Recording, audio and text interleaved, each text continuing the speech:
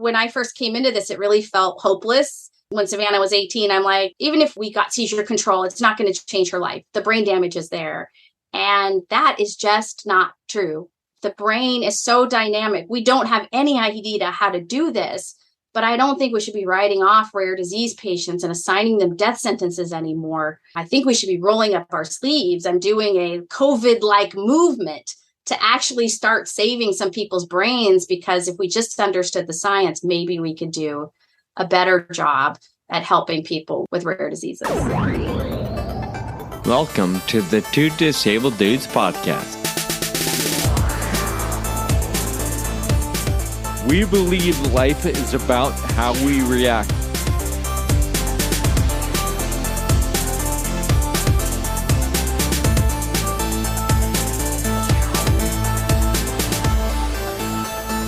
Welcome to the podcast. This episode is brought to you in part by Horizon Therapeutics. Sean, as you know, my wheelchair was damaged on a flight to Austin, Texas in April. Jeez.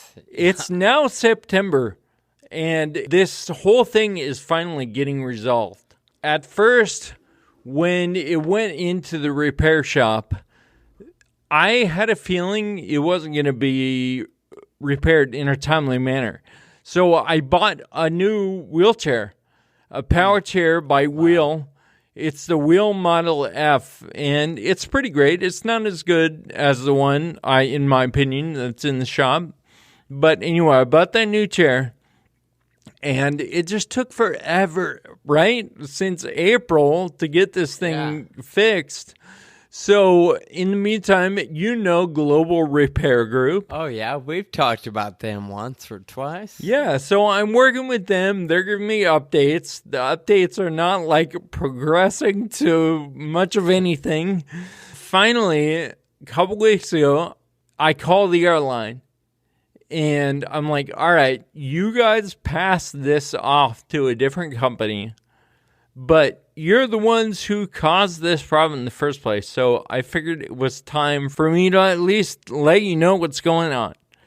And I think that you should pay to reimburse for the chair that I bought because you broke my other one. Okay. How'd that go? I didn't have super high hopes. They didn't give me a whole lot of feedback. Just kind of said, all right, we're going to take this into consideration. We're going to update your case, all this stuff. Then the guy from Global Repair Group, he calls me and he goes, hey, we couldn't get the part to repair your chair. So we're going to buy you a brand new one. So that's nice. Okay. That's good. Yeah. Whatever. Right on. It's been in the shop for a long time, though. Whatever. All right, cool. Sure.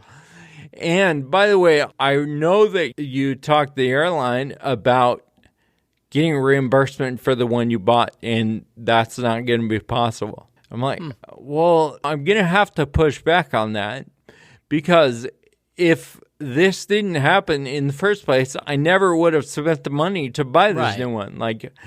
This is completely logical that they should be paying for this. Sure. So I was like, you know what? Can I have a meeting with you and a representative from the airline?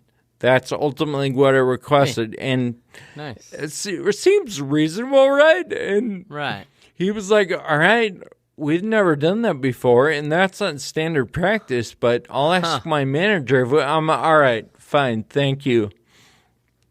A week later, he calls back, and he's like, all right, the airline agreed to give you a new chair and reimburse for the one you bought. So yeah, I'm pretty pleased with the outcome. Obviously, we didn't want this to happen in the first place. That's the bottom line. Yeah. But they seem to be under a lot of pressure. I read an article in the New York Times about specifically, they followed a guy on American Airlines who is a disabled veteran, and he did not have a very good experience. And anyway, I just feel like the airline industry in general is under pressure right now. And if we keep acting and keep pressure in the right places, there's no reason to get crazy and mad and all that. Yeah, I would agree with you. It's the right kind of pressure, not even just in the right place, but in the right way. Right. Yeah. And this is coming from somebody who loses his temper quite easily. Right. I've been there. Worse than maybe I am today. One thing I've come to realize over time, and I'm getting better, is that person at the ticket counter, or that flight attendant, or that person that, whatever, there's 100 different people involved. It wasn't necessarily, or may not be, that person's fault. And to that point on the phone call, the guy was like, no, that reimbursement, that's not going to happen. It's probably not his call. Right. So you can be mad at him, or you can simply request a meeting with somebody in charge. Yep. And it blows my mind that I don't know how much the wheelchair was. I'm just going to say $1,000 for easy numbers.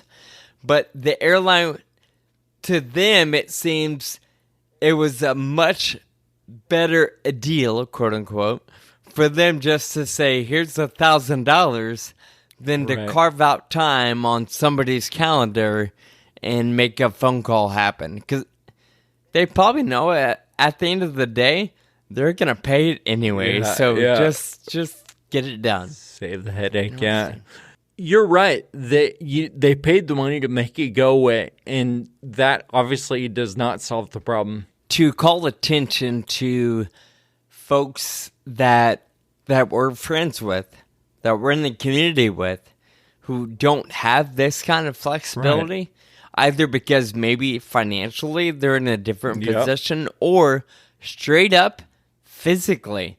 They don't have the ability to go out and shop because maybe their wheelchair is the only way they get around, right? We have friends that they're in a motorized chair and they need a motorized chair. Pushing a manual one isn't feasible for them. And that motorized chair costs $50,000, and they can't just go and buy a new one. Yeah, my $1,000 example probably was not fair. Did not do many people justice. But you're right. I want to call attention just to folks that we realize and recognize don't have that sort of flexibility. And this is why we talk about it on the show, because like you said, airlines and services of the sorts are under a lot of pressure, as well they should be. Right. And people like you and me and many of our friends in this space need to keep applying that pressure in order to see change that eliminates the 6-month wait, or eliminates the 100 no's before they cave in. Like, there's no reason that you had to make such phone calls. There's no reason that you had to give such pushback. And there's never a reason somebody needs to wait 6 months for a mobility device that they depend on to get through every day of life. Yep, I agree. So anyway, my case is resolved for now. This issue is not over. We will be talking about it again. Well, did you get a check in the mail already? That's a good call. I did not get the check yet. Did you get your replacement wheelchair yet? No. Then I would not call this resolved, my friend. All right. That's fair. That's fair. You're right, Sean. It's not quite resolved, but we need to move on for now because we've got an incredible interview, and we're going to get into it right after this. Our friends at Horizon Therapeutics, a global biotechnology company, are committed supporters of our work, and they aim to raise awareness and address the needs for people impacted by rare diseases. In 2017, they launched the #RareIs program, designed to elevate the voices, faces and experiences of people living with rare diseases, as well as highlight programs and resources tailored to the rare disease community. Some of their signature programs include the Rare Is Scholarship Fund, Rare Is Global Advocate Grant, Rare Is Playlist, Rare Is Representation, and the Rare Is Adoption Fund. Sean, I'll tell you something. I've worked with the folks at Horizon Therapeutics for a while now, and I've had the opportunity to share my story on Rare Is a few times. In fact, there's a new interview I just did. You should check it out. It's a great way to feel a sense of community in a safe, inclusive place. And for me, it was a chance to share my story living with Friedreich's ataxia and all my successes and challenges. I really encourage people to check out rareiscommunity.com for more information and, if comfortable, share their own story of their rare disease journey. Despite our different challenges and rare, there's so much that our stories can do to unite us. I'm going to have to check that out, Kyle. At the very least, to see if you were any good in your interview. What'd you say that website is again? Well, first of all, my interview is great. Thank you very much. And you'll find that and so much more at www.rareiscommunity.com. Thanks, Kyle, and I hope to see stories from our listeners on #RareIs soon. Tracy Dixon-Salazar, thank you so much for joining us today. It is so great to see your face. We haven't seen you since San Diego. We have not seen you since San Diego, but we had a good time in San Diego. So, oh my gosh. The sunsets alone, right? Yes. We got to enjoy that together. It was amazing. Yes. I'm always commenting on how I get invited to meetings like in Wisconsin in December. So that was really nice. We think that you're making a huge impact in the rare disease community, and we absolutely love it. And so we wanted you to share that a little bit with our listeners. Can you, first of all, tell us about your daughter, Savannah? Absolutely. So Savannah, she is 29 years old, and she's here at home with us. And she, like most rare disease patients and family, has been through way more than she ever deserved or wanted to in her young life. She was typically developing till she was 2 and then had a seizure out of the blue. And we didn't even know what seizures were or that it was a seizure. We thought she was choking. And she had a few more over the next couple of months. And then she went 6 months without having any. And we thought, okay, we don't know what that was. And the doctors are still calling them events and episodes, not seizures. And whew, okay, I guess it's over now. But we were wrong. When she was 3, the seizures came back and she started seizing every day, hundreds of seizures a day. And we didn't have any idea where this had come from. We had no family history. There was no precipitating event. She wasn't sick. She didn't have a head injury, nothing, just this healthy child. And then she wasn't. And, we spent the next 2.5 years watching her seize every day. She had a diagnosis of epilepsy of unknown cause back then, intractable epilepsy. And we, not only, we finally knew what it was, but we didn't know where it came from. And we certainly didn't know how to stop it. Everything that we tried, medication-wise or diet-wise, did not work to stop the seizures. So, a good day was 5 to 10 seizures. A bad day was hundreds, too many to count. And we didn't know this then, but at the age of 5, she developed something called Lennox-Gastaut Syndrome, which is what her diagnosis is now. It's LGS, Lennox-Gastaut Syndrome. And what that is when the brain is developing, it uses electrical activity to put itself together, to wire itself. Mm-hmm. And because she was having all of those abnormal seizures, her brain wired itself wrong. And that's what LGS is. And once you have this abnormal wiring, it makes it very hard to stop seizures. And it really just stops learning. in its tracks. The kids can't learn anymore. So was LGS caused by the seizures, or did LGS cause the seizures? We didn't learn this till she was 18 years old. So we had a really long diagnostic odyssey with her, that her seizures were caused by calcium channel mutations. The LGS, we have no idea why some people develop LGS. But what happens in these children, it's almost all, in order to get the diagnosis of LGS, you need to have seizures, more than one kind. They need to have started in childhood at some point. They usually start under the age of 5. You need to have very specific EEG patterns on your EEG test, which measures your brain waves, and intellectual disability or developmental delay. So those are the 4 things you need to be diagnosed. But we have no idea that it's like all of these causes of early life seizures converge onto the same underlying brain wiring defect in LGS. And we have no idea what causes that to happen. How many other kids have LGS? So there's about 50,000 children and adults in the United States, about 1 million worldwide that have LGS. They all started seizing in childhood, usually, like I said, before the 5th year of life. And they do grow up to be adults. But unfortunately, 85% or more continue to have seizures into adulthood. And more than 95% of them are intellectually disabled. And so in our community, it's very hard for us as the caregivers. We would love more than anything to be able to hear from our loved ones with LGS about their experience and how to make their lives better.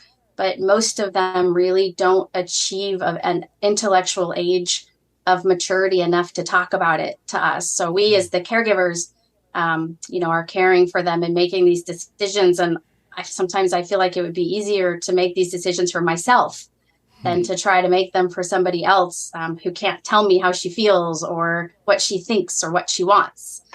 And so it's frustrating, I think, just as much for her as it is for us.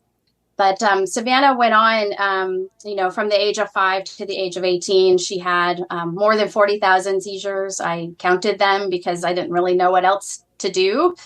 And she had tried and failed, 26 different treatments at that time, anti-seizure medicines mostly, but also diets, medical devices like the vagus nerve stimulator, alternative therapies, and just nothing worked.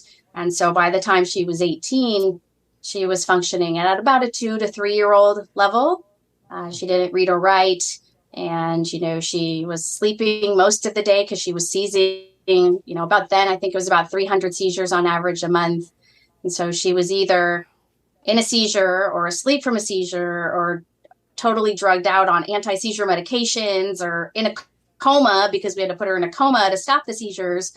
Or we were just trying to keep her alive and awake and breathing and eating and sleeping, just basic skills. And that was our life for 16 long years. And LGS is just a special level of hell, like all of these rare diseases are. Do you have other kids? I do. I have a son. He is 30 years old, and he was about 4 when Savannah started seizing. And I feel like he totally got the bum deal in life. We were spending most of our time, if not all of our time, just trying to keep Savannah alive. Sure. And so my husband and I would always take turns, and we made sure he got to school and went to soccer practice, and we were there, but we were never there together. And you never knew what the next moment was going to be. It's like, okay, we're going to the grocery store. No, we're not. She's having a seizure. Okay, we're going to the birthday party. Nope, I'm not going there either. She's having a seizure. And so he really got the shaft. But despite all that, he turned out pretty great. He's 30. He's an EMT. He works at the emergency room here. And he's a pretty beautiful human being. But boy, did he get the short end of the stick on childhoods, sure. I think. Did his experience with his sister contribute to him wanting to become an EMT? Definitely. It was so interesting to see the different phases that he went through as a sibling. So initially in the beginning, he was very protective, and he would always put pillows around her when she was seizing, when he was like 4 or 5 or 6, and he'd be like trying to help Mom, I put pillows around her so that she would be safe. And then, then he was just kind of like, living his life and growing. And then when he hit about 10 or 11, he's like, it's not really fair. How come she doesn't have to do chores? This is it. And then I said, well, look at her life. She can't go out with her friends. She's in the hospital all the time. And it took about like 6 months for him to go, yeah, okay, I think I've got the better end of the deal here with the chores. And then he was just protective over older brother up until early 20s. And then he hit a point in his early 20s, I think, where up until then, he's like, yeah, I had the best childhood. I had great parents. And I'm like, oh my gosh, were you in the same house with the rest of us? I don't want to give you any sort of psychological problem. I don't want to put anything on you if you really think your childhood was great. But really, are you sure? Yeah. And in the meantime, I felt like he was always living his life afraid to want anything. It's like, well, what do you want for your birthday dinner? Oh, I don't care. Like, there's laid back, and then there's like, it's better for me just not to want anything because it's probably not going to happen. It's going to get interrupted by a seizure somehow, right? So, yeah. But he did go through it and then came out the other side and realized that, yes, he had a rough childhood and he's the best big brother ever and just has a really big heart. Good kid. That's good wonderful. kid. Tracy, a little bit ago you said, I forget the years, but it went on for 16 years or whatever. And some people might hear that and think, oh, Savannah probably passed on at that point. But we all know Savannah is alive today.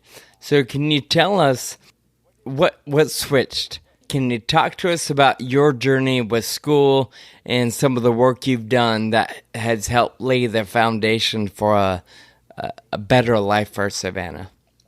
Yeah, I definitely. She is still alive today and has defied a lot of the odds, as often, we do in rare disease, right? So many of us get that, oh, they're going to be, dead by the time they're 3, dead by the time they're 5, right? And we get all of these, death sentences, and, she's alive and doing so well at 29. When she was about 5 and she got the Lennox-Gastaut Syndrome diagnosis, I had not been to college. I hadn't done particularly well in high school. And I didn't understand. I was trying to read. I would check out internet time at the library. This is how long ago this was. I was trying to read on what could just cause... The what? The library. What is that? The library. No, remember those? Sorry, bad joke. Terrible joke. And there was books. Yeah, I know, right? And you would go, yeah. Okay, sorry. You only get an hour on the internet. So you would check out internet time. Sorry, at the library for 1 hour. Yeah. Wow. Isn't that crazy? And so, I was just trying to understand what could cause epilepsy. And I was reading some papers and I thought I need to enroll in some English classes at school because I don't understand these papers and I don't understand English. And so I took a few classes and realized I did really well in English, and the papers were not in English. They were in science and medicine. So you were studying the wrong language. The wrong language. And those two things are not even the same language. I didn't know this back then, but scientists and doctors don't necessarily speak the same language either, medical doctors and scientists. So I took my first science class and I fell in love with science, and studying in school was something I could do. I couldn't stop Savannah's seizures. I felt like we were trying to do everything right. I was a stay-home mom. I was taking care of her, and that was my job. And this thing had come in and attacked her and was robbing her of her future. And so I could just study. That's all I could do. I could study harder, even though nothing we tried medication or treatment-wise worked. And ultimately found myself 12 years later with a PhD in neuroscience. It took me 7 years to get my associate's degree and remediate from all of my high school shenanigans, and then another 4 years to get my my bachelor's, and then got my master's and my PhD relatively quickly. And it was really always a relationship that was, this is something I can do. And at a certain point, up and through the associate's degree and the bachelor's, I was just like, I'm gonna have to quit tomorrow because my family's gonna need me. But then once I got into graduate school, I was like, I just want to help people with epilepsy. Clearly, there is a huge unmet need here. We have just been on 16 years of an absolute hellish journey. No family should have to go through this. We feel like we're the only people in the world with this disease. And all we ever hear is, we don't know. Well, why did she start seizing? We don't know. Why did she develop LGS? We don't know. How do we stop LGS? We don't know. And the doctors would even say things, I don't mean to bag on doctors at all. And I guess I can do this a little because I am a doctor, right? A little bit. I have a PhD. Yeah. But they would say things like, thankfully, we don't need to know what causes epilepsy in order to treat it. And I'm like, that's not what's going on in my house, right? Or they'd say, you can't die from seizures and we're at home resuscitating her, or seizures don't cause brain damage. And I'm like, she is brain damage. This now is brain damage. And so I just wanted to be a part of the team of people looking for solutions and answers. I love these moms and dads that come in and they're like, or, these people who have a rare disease like you guys, and they're like, we're going to cure this. I'm going to cure my child. I'm going to cure myself. That wasn't me. I was like, I just want to help. I'm probably not going to be able to do anything. I was a little shy and not very self-confident. So after I did my PhD, I started a postdoc in a genetics lab. And what happened with Savannah is she became the first patient in the research lab I was working in who did not have a family history of any sort of epilepsy. We call them, sporadic patients, right? Or we're looking for mutations that arise de novo. We didn't know a lot about de novo genetic mutations. We sequenced her DNA in the lab, and it took me a year of analyzing her data, which was my job in the lab, and ultimately found that she has these calcium channel mutations.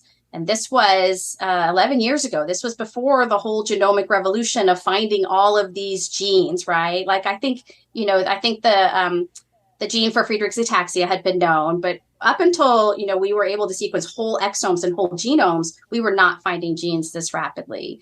And so I was there at the beginning when we started finding genes very, very quickly for pediatric onset brain diseases. And so I meet a lot of groups now, different rare disease groups, where I was like, yeah, we worked on that gene when I was in the lab. I was a gene hunter, and then we developed animal models to study the diseases and find precision therapies after we gave the animal model, epilepsy. It's like, here, we're going to give you this epilepsy, and look, we've cured you now, right? And then we try to see if we could bring that to patients. But what happened with Savannah is just that. She was really the first patient in our lab at UC San Diego who we found a precision therapy for. Found calcium channel mutations. There happened luckily to be a drug that countered it. She has calcium channel overactivation disorder, which means too much calcium is going into her cells. And there's some really great drugs out there that block calcium from going into her brain cells. And so we asked the doctor, we're like, listen, we don't have anything left to try. We've tried all of the, 30 plus drugs on the market. We've tried diets, devices, crazy things, crazy alternative therapies, right? And so the doctor said, yeah, let's put her on it. And she responded very, very quickly within 2 weeks of being on the medicine. She had a 95% reduction in her seizures. Wow. And she had been every couple times a week, she'd been going into these seizures that wouldn't stop on her own. And I mentioned medically induced comas. The way you stop seizures that don't stop is just more meds, more drugs until you end up in the hospital, until you end up into a coma. And she was doing that a few times a week, and that completely stopped. And so for 11 years, this kid, she's 29 now, has had just a beautiful course on this drug. People always ask me the name of the drug. It's not an epilepsy drug. It's called verapamil, with a V, verapamil. It's used for high blood pressure. And so I think what happened with Savannah and Savannah's story, even though, that I never sort of set out to do this, is that she became an example of what's possible with the epilepsies and what's possible in precision medicine. And I think she inspired a generation of scientists to start thinking about precision medicine about 11 years ago, right about the time that it was becoming, a possibility. Genomic medicine designed for the person. And so she just lit up after that. I feel like I met her for the first time when she was 18, and she was sassy and had a great sense of humor and pretty bossy. And loves sort of slapstick, silly, funny. And boy, it's been a hell of a ride. But she is alive and has beat many, many of the odds, much to everyone's surprise, including mine. You had a big smile on your face when you said she was sassy. She is. There's so much sass. And I mean, I guess after 16 years of just this kid being like mostly unconscious, that as a parent, you're like, bring it on. Bring on the sass. You want to chew me out? You want to give me a hard time? You want to tell me talk to the hand and that tell me to use my brain because I not know what I'm talking about? Then it's like you just sort of laugh. I mean, at a certain point, you have to set some boundaries, but mostly you're just pretty happy your kid has achieved some amazing skills in life. Are there other kids with Lennox-Gastaut Syndrome that are on the same drug? Yes, there are. And so Savannah's case was interesting. The genetics that we did on her, the genetic analysis, is a little different than what we do today. She has a collection of mutations that are all working together. And when we analyze DNA today, we look for that driver gene, that one gene in everybody, right? And so it's in some ways it's personalized medicine, but in some ways it's not, because we're still walking around, all of us are walking around with about 300 unique genetic changes in us. And they may be positive and enhancing, or they may be deleterious and causing disease, or they could just be benign and not doing anything. And they do this in cancer, something called the genetic signature, where they look at all of your genes working together and how they play a role. And so for Savannah, we looked at a group of her genes by grouping them into pathways. And what that means is we took her 300 genetic changes and we said, where are these acting? And the majority were acting in this calcium signaling pathway where calcium, flows. We know calcium flows into neurons and is responsible for a lot of the electrical signaling that happens in the brain and the memory storage and things like that. And so because we knew so much about the calcium signaling pathway from past research, once we saw the genetic changes, we were able to say, oh, now we can see that she's got too much calcium going in. So nobody that we know of has Savannah's exact same genetic signature, but I'm eager to see us start looking at genetic signatures more broadly and how, all 20,000 genes or all 3 billion letters of the DNA are playing a role in each of us. And that's becoming possible. So you guys got this diagnosis. You got your PhD. You analyzed your daughter's DNA, figured out what was wrong. You put her on this treatment, and the LGS Foundation is somewhere in there. Where does that fit in your story? Yes. So I was in the lab for about 15 years, doing all of my training all the time in the research lab. And after, 3 years of my postdoc and finding, dozens and dozens of new genes, the scientists were like, let's go find more genes. And I was like, this is going to change the way we practice medicine. I don't want to go find more genes. I want to get this to the people. How do we get this out of just the scientist ivory tower, right? And into the hands of the people. And back then, it was not being funded by NIH. This translation of finding genes in humans and creating models to actually doing this in the clinic. So I went to work for a funding organization called Cure Epilepsy. And we really spent 5 years there just really thinking about how we can move this from science lab into medical practice with evidence-based medicine. And then after 5 years there, I came to the LGS Foundation as their research director, because even though it was translating in general, it was never making it to the people who had the same disease that my daughter had. And so I really came to lead the research program at the foundation in an effort to try to get genomic and genetic sequencing and this concept of precision medicine into the hands of people with LGS. At the time, the scientists would say, in 90% of patients with LGS, we can find the original thing that caused their seizures. But if you interviewed people with LGS or you surveyed them, only 30% had any idea, right? And so nobody bothered to let our community know what the original cause of their seizures was. So how are you ever going to know if you qualify for a precision therapy or a genomic medicine if you don't know your cause?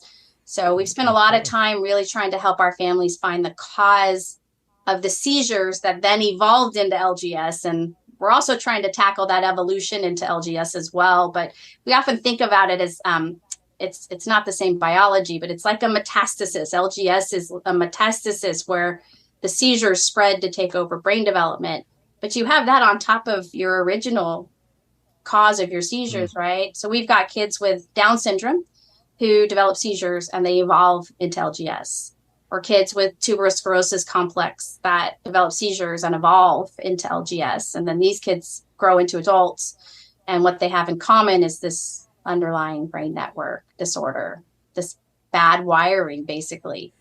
So here's the real kicker, Sean and Kyle. So we know that you can actually reverse the bad wiring and you can see an improved clinical benefit. And you can do this. It's better if you do it in a young kid, obviously, because they won't have lost so many skills. But there have been 18, 19-year-olds who have had brain surgery or their seizures have stopped. And the EEG, remember I told you there are these EEG features of LGS, and the main one is called slow spike and wave.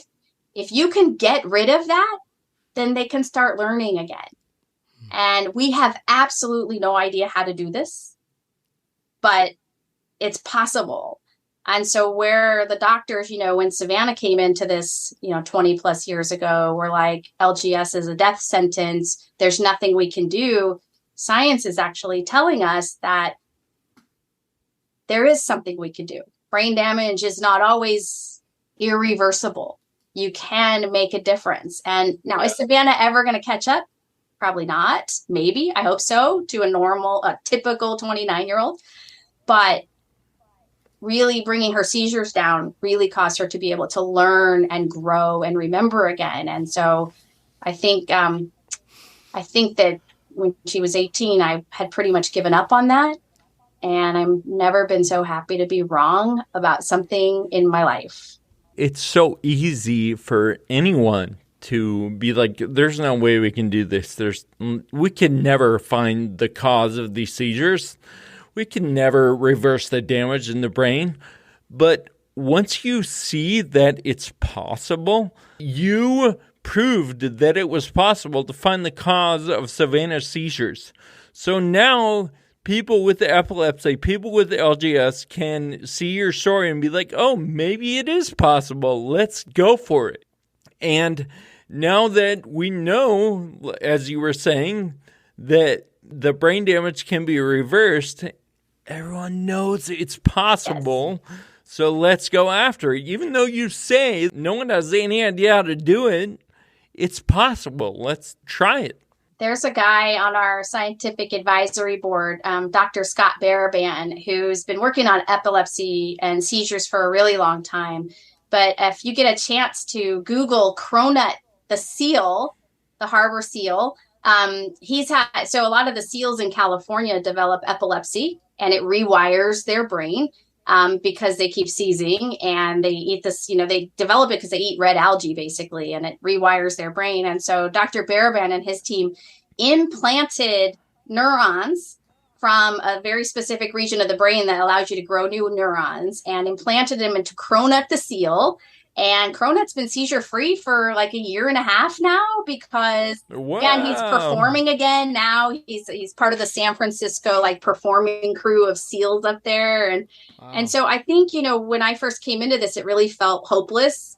And when Savannah was 18, I'm like, there's even if, we got seizure control, it's not going to change her life. The brain damage is there. And that is just not true. The brain is so dynamic. We don't have any idea how to do this, but I don't think we should be writing off rare disease patients and assigning them death sentences anymore. I think we should be rolling up our sleeves and doing a COVID-like movement to actually start saving some people's brains, because if we just understood the science, maybe we could do a better job at helping people with rare diseases.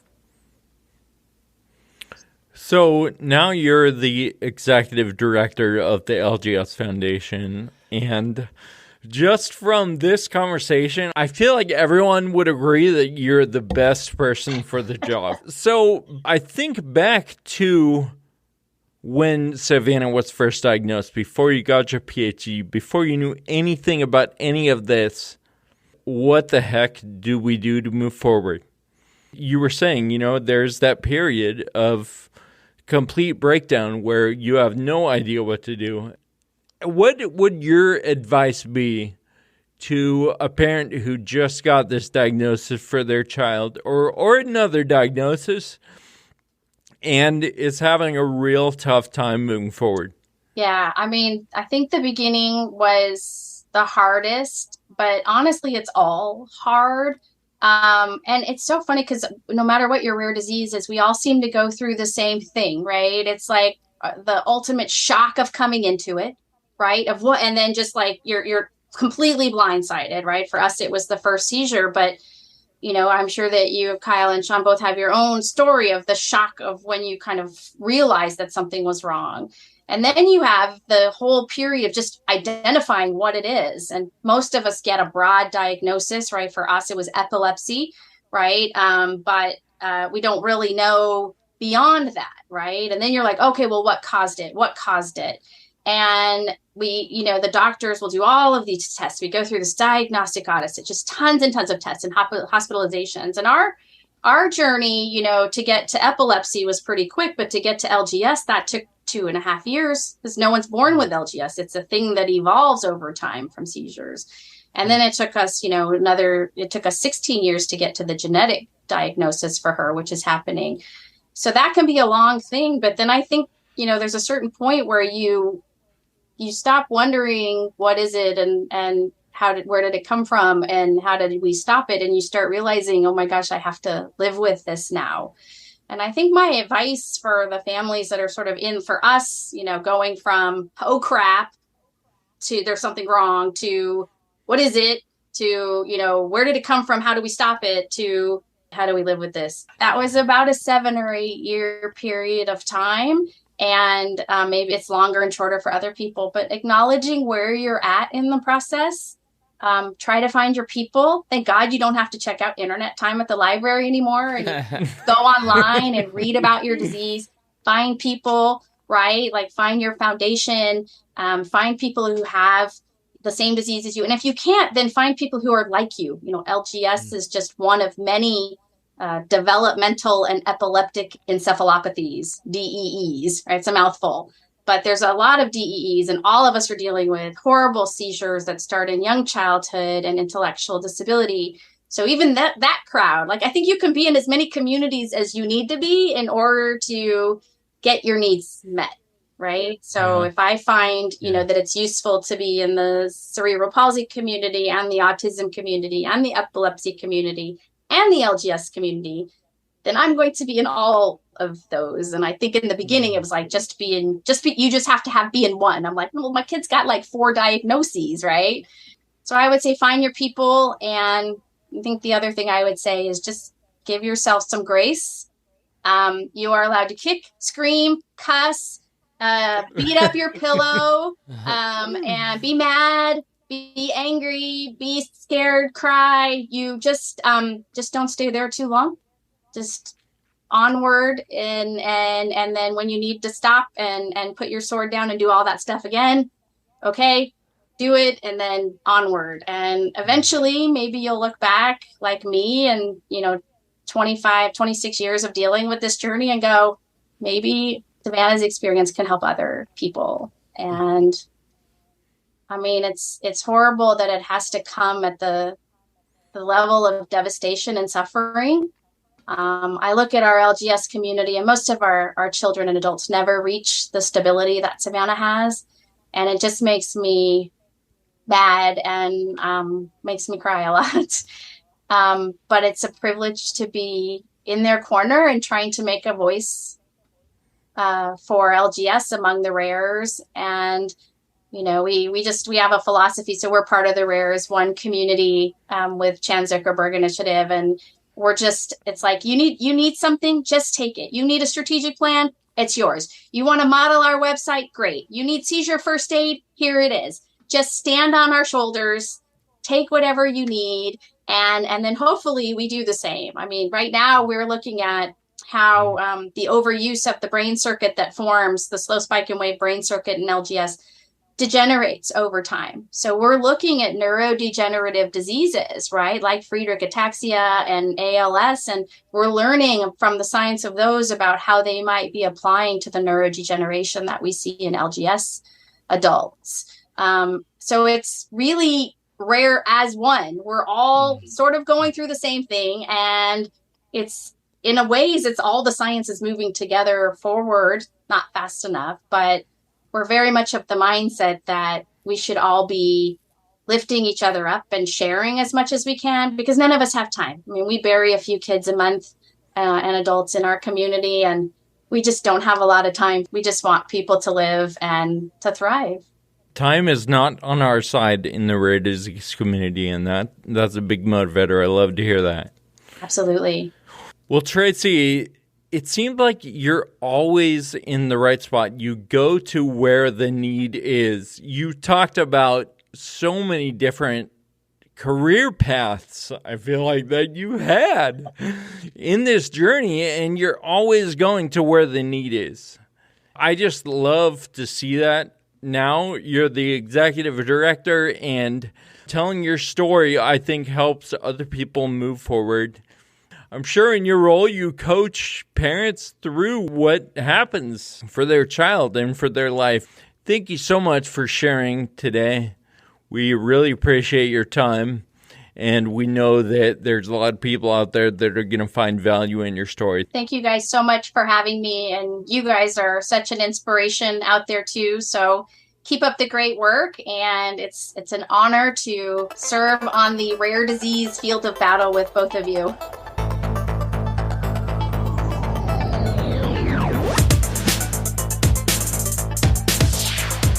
What an incredible conversation, Kyle. As you noticed, I didn't talk much. And I don't know if I was just distracted staring off at the wall, or if I was just not dumbfounded, but just amazed at how much information she's able to share, and just the way she's gone about making life better, not just for her daughter Savannah, but working on behalf of so many people in the rare disease community. I'm so grateful that Tracy came on and shared with us today. Yeah, she is definitely a powerhouse. Sean, let's get into some thank you notes. We both agree that gratitude is a wonderful way to keep us on track in life. And so who do you have to thank today? I'm saying thank you to a coworker, a friend of mine, Paul B. We were in the car together earlier this week, and it was just him and I at one particular point. And so we just got into a conversation about work and the different dynamics of people and our perceptions, and the way we were talking specifically about our team of 5 and how we all think and act and react. And in the midst of this conversation, he just threw it out there. Hey, is there anything I do that bothers you or slows you down or gets in the way? And I really appreciate the environment to just talk openly and to share. Honestly, we both gave each other some feedback, not at all saying one way is right or wrong, just a different way of thinking about the way we do things. And I just appreciate that kind of environment. So I'm saying thank you to Paul for opening that conversation. My thank you note goes to Mike and Sue Hall. Mike and Sue are my mom. Actually, well, Mike is my mom's cousin, and Sue is married to Mike, and they live in Idaho. And on the 6th day of Ride Wild, we stayed at their place. And they opened their home, and we used their showers, and they cooked dinner for us, and they had some beer, and they're just the best hosts ever. If there was a class on how to host, it would be taught by Mike and Sue Hall. So thank you to them. And Katie Stevens and her family, our friend Katie, she came out with her family, and they visited us, and they brought donuts and just had a good time at Mike and Sue's place. And so I wanted to thank Katie for her support on our trip. Kyle, I love hearing those thank you notes. I agree. Life is always better, and challenges are always easier to navigate when other people are willing to support you. And it sounds like shoot. They had a shower and they had beer. Yeah, that's awesome. Not to mention everything else. Yeah, right? Exactly. This episode of Two Disabled Dudes podcast is made possible in part by Horizon Therapeutics, so we're saying thank you to them as well. And of course, thank you, Tracy, for being a part of the conversation today and sharing your story with our listeners. Be sure to check out our show notes where you can find links to the LGS Foundation and video of Tracy's story and a little bit about what LGS is doing. We'd also encourage you to be sure to visit www.rareiscommunity.com for more information on #RareIs. We look forward to talking with you next time. Until then, keep living with urgency. Thank you for listening to the Two Disabled Dudes podcast.